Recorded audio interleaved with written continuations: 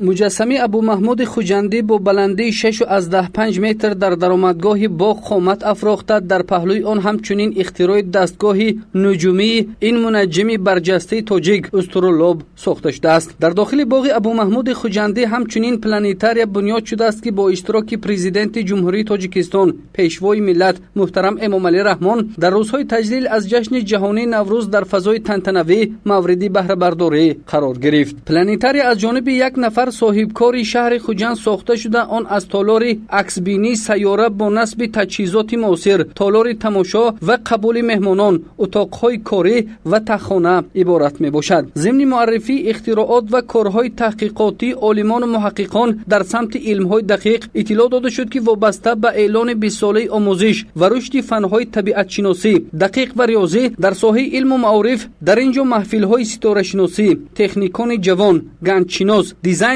و معماری عمل نموده. یک کتابخانه نیز تأسیس یافته است. سرور دولت محترم امامعلی رحمان تأسیس چنین محفل‌ها را در تقویت یافتن قابلیت ایجادی نورسان و جوانان مهم ارزیابی نموده. اظهار داشتند که باید در زمان پیشرفت علم و تکنیک به تعلیم فنهای طبیعت شناسی دقیق و ریاضی توجه بیشتر ظاهر کرده شود. در ادامه بازدید از باغ ابو محمود خوجندی اطلاع داده شد که این انشاءات فرهنگی فراغتی در محله دوستی خلق‌ها در مساحت قریب 7 هکتار دامن پهن نموده. هنگام نوسازی آن 200 نفر ساکنان محلی به کار جلب شده بودند. جهت آباد و زیبا گردیدن این گوشه شهر خوجند همزمان دروازه اساسی باغ ابو محمود خوجندی با صنعت زیبای گچکاری بنیاد گردیده به منظره دلفریب مبدل شده است. در اینجا 5 فواره زیبا و دقت جلب کننده، آمفی‌تئاتر با 2000 جای نشست، یک شرشره، 20 صحبتکده، 80 نشست کرسی، 100 تجهیزات روشنی دهنده و چندین پرگول بنیاد و وصل و نصب گردیده. امروزها باغ به یکی از جایهای اصلی سیر و گشت ساکنان مرکزی ولایت تبدیل یافته است. در این باغ همچنین عالم افسانه، موضع بازی کودکان، گوشه حیوانات نادر